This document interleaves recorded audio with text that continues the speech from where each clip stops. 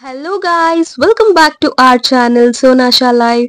ఈరోజు నేను మీకు ఫ్రైడ్ ఎగ్ హక్కా నూడిల్స్ ఇంట్లోనే ఎలా ప్రిపేర్ చేసుకోవాలో ఈ వీడియోలో చూపించబోతున్నాను. సో ప్రిపరేషన్ చూసేద్దాము.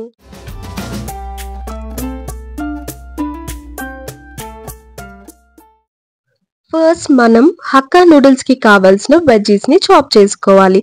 ఇక్కడ నేను ఒక హాఫ్ ఆనియన్ ని చాప్ చేసుకున్నాను. ఇంకా red and green bell pepper, 2 green chillies, carrot and cabbage ని చాప్ చేసుకుంటున్నాను. మీకు కావాలంటే మీకు నచ్చిన వెజ్జీస్ ఎక్స్ట్రా ఏవైనా యాడ్ చేసుకోవచ్చు. ఇక్కడ నేను ఒక 2 గార్లిక్ క్లోవ్స్ ని ఫైన్ గా చాప్ చేసుకుంటున్నాను. ఈ గార్లిక్ యాడ్ చేయడం వల్ల మన హక్కా నూడిల్స్ కి టేస్ట్ అనేది చాలా బాగుంటుంది.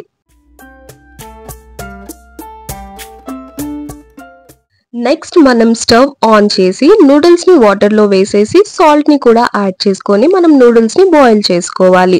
ఇంకో స్టవ్ పైన ఒక పాన్ లో 2 to 3 టీ స్పూన్స్ వరకు ఆయిల్ ని యాడ్ చేసుకొని అందులోకి bell pepper, carrots, green chillies, fine గా చాప్ చేసుకున్న గార్లిక్ ని కూడా యాడ్ చేసుకోవాలి.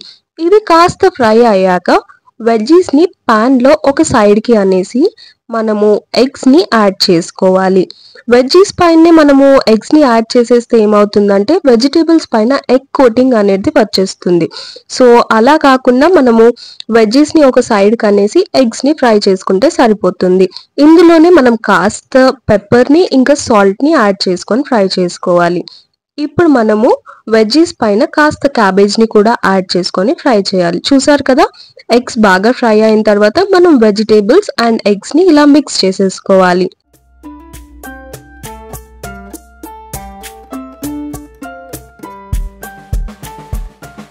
ఇప్పుడు ఇందులోకి చాప్ చేసుకున్న ఆనియన్స్ ని యాడ్ చేసుకోవాలి. ఈ ఆనియన్స్ కాస్త ట్రాన్స్లూసెంట్ అయ్యే వరకు ఫ్రై చేసుకుంటే సరిపోతుంది.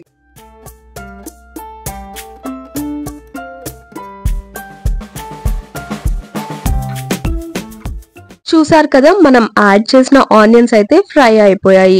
మనం ఇప్పుడు ముందుగా బాయిల్ చేసుకున్న నూడిల్స్ ని ఈ వెజ్జీస్ లోకి యాడ్ చేసుకోవాలి.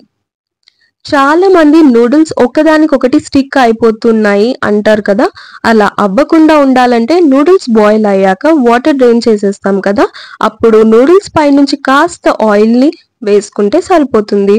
అవి మనం ఎప్పుడైతే కుక్ చేయాలనుకుంటామో మంచిగా విడివిడిగా ఉంటాయి. ఇక్కడ నేను ఒక 1 టీ స్పూన్ వరకు సోయా సాస్ ని యాడ్ చేస్తున్నాను. నెక్స్ట్ ఇందులోకి నేను గ్రీన్ చిల్లీ సాస్ ని కూడా యాడ్ చేస్తున్నాను. మనం ఆల్రెడీ 2 గ్రీన్ చిల్లీస్ ని యాడ్ చేసాము, ఇంకా మధ్యలో పెప్పర్ ని కూడా యాడ్ చేసాం. సో గ్రీన్ చిల్లీ సాస్ ని మీకు ఎంత స్పైసీనెస్ కావాలనుకుంటారో అంత యాడ్ చేసుకుంటే సరిపోతుంది.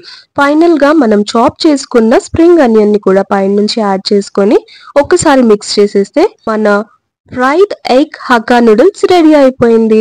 చూసారు కదండి, ఇంట్లోనే మనం ఎంత త్వరగా ఈ నూడిల్స్ ని ప్రిపేర్ చేసుకున్నామో. మీరు కూడా ఈ రెసిపీని ఖచ్చితంగా ట్రై చేయండి, మీకు చాలా బాగా నచ్చుతుంది.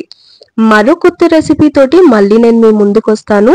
అంతవరకు మీలో ఎవరైనా నా ఛానల్ ని సబ్స్క్రైబ్ చేయకుండా ఉంటే please do subscribe to my YouTube channel Sonasha life.